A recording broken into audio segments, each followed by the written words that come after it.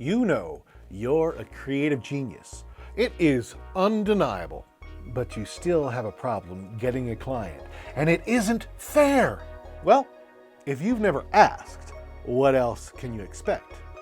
And if you have had meetings but not so much luck, with a little bit of work, this one simple tool could very well change your fortunes. It sure did mine. This technique was a big part of how I made my living for 25 years in the arts. In this episode, I'm going to make sure you understand the difference between a customer and a client, and how to turn a client into a patron with one simple word after this. Seize the soul.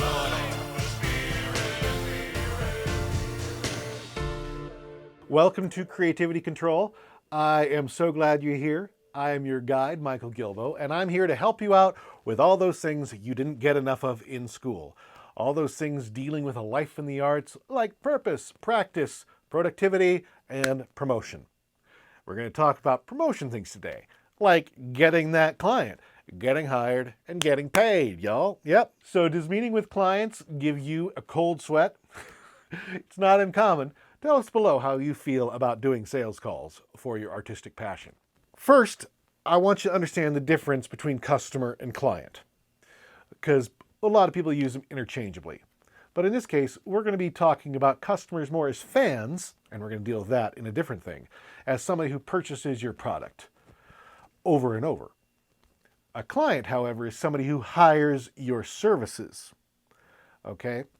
And to me, when they hire your services over and over, and it gets to the point where you can pitch them, they rise from being just clients into being patrons. When you're meeting with a client, are you eager to tell them about all the great ideas you have? Are you there to tell them how you can make their dreams come true? How you are the ones with the vision? Okay? If it's not working for you, and sometimes it can, but if it's not, and even if it is, it'll be even stronger.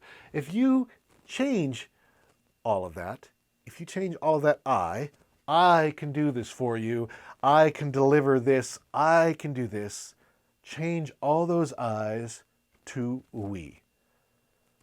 Okay? We can work on this together. We're going to have so much fun. We're going to find the idea that is perfect. Okay? So we, as in you're bringing the client into the process with you. Not we as in I've got a big team behind me, it's not just me.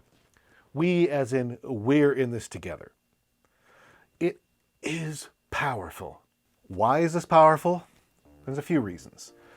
Number one, it makes the client feel like a part. Okay? Whether the client is truly a collaborator, as in you're working on a team of a lot of other people working creatively, in which case, yeah, you better be using the term we. But even if it's a client who's hiring you to compose music for an ad or hiring you to do something, and they're not creative, you know what? They get excited feeling like they're a part of that creative life. And when you use the word we, you start making them feel like a part of the team. And now I'm not just talking about using this just during the sales pitch. Keep this going. This is how you make them a patron. This is how they want to work with you, because you make their life seem more creative and fabulous. For a second reason, we brings in the idea that you are open to other people's opinions and that you are definitely here to make this work for everybody. It is unfair, but the temperamental artist stereotype exists. And when you start using we, that stereotype melts away. They don't see you as potentially difficult. They see you as potentially wonderful. The third reason this is so powerful is because when you use this correctly, the best of situations, when you're in a sales call and you're using this, you make the client feel like they've already hired you, like it's already a done deal. You skip past the point of of asking for the sale, and they've just given it to you. It can work so slick that way. And you will like go home and laugh and have so much fun the day it first happens to you. You might be thinking, this trick can't be that easy. Okay? And you're right. It is, and it isn't. It isn't easy if it's a trick for you. It's easy if you're sincere. You gotta mean it. You gotta be willing to bring in the client, bring in your collaborator, and make this a we project. But if you're sincere and you're willing to do that, this tool is the single best tool, and not just in the arts. I will say that when I've needed a day job, sales has usually been my go-to. As I've learned to sell things. And talking we to a client is the most powerful tool that I have ever had. I mean, I became the top salesperson at Manny's Music when I started there in a month. And the sales manager asked to see my lead book. I won't get into what that all is, but I didn't have one. I didn't keep one. My way of dealing with sales is to bring the client in, make them feel a part, and they just came back to me. I didn't have to call them. I didn't have to remind them. In 1 month, I was the salesperson they came in to see. So I'm going to give a few different examples of how this we can work, because there's different levels of collaboration or not, and different levels of artists looking for that client. And again, client is like basically a big fee. They're not buying a postcard from you or a CD, or they're not just paying a ticket to see your movie or to see your play. They're giving you the job that is going to feed you for a week, 2 weeks, a month, 2 months. Painters look for commission. Now, I can't think of another area where the client is doing less work than a painter doing a commission. But if you can talk to that client in terms of we, make that client feel like you're a part of their organization, that you're working together to do this commission that you are going to paint alone. If you're a playwright or an actor who is smart enough to go out and look for hired gigs where they pay you to put together a show, again, talk we.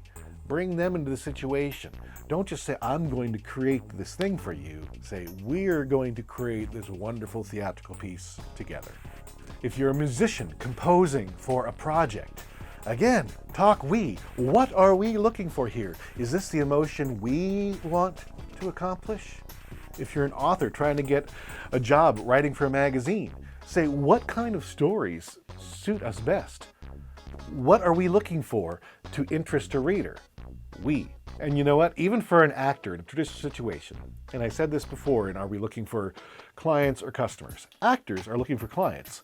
They're a different kind of client. They're the client who hires them to act in the show, the director or the casting director or the producer or whoever in the situation. But they're giving you a meaty job that's going to last you for a while.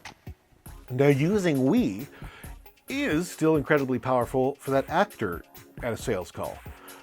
And the sales call, no, it's not the audition. The audition gets you the sales call. So I'm talking callbacks. If you use this technique at audition, they're probably going to think you're a royal jerk and see right through you. But at the audition, at the callback, if you start talking with the director in terms of what are we going for here? We use that we, they start feeling like you're already on the team. When you are an artist that can use we honestly and you become part of the team, you make that collaborator a part of the team, which you should be, or you make that strictly a client feel like they are a creative part of the team. You become the person they want over and over.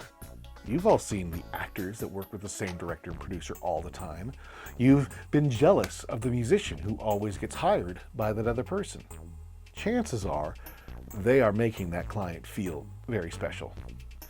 And when a client elevates to the point of a patron, I say, patrons are rare in the society, but patrons have always existed in the arts. And I think a client rises to the level of patron to the point where they start looking for work for you. Even if it's not strictly needed, they start looking for things to throw you. And a lot of times it's because they get to be involved and feel creative again, and they want that feeling again. So they start inventing things for you.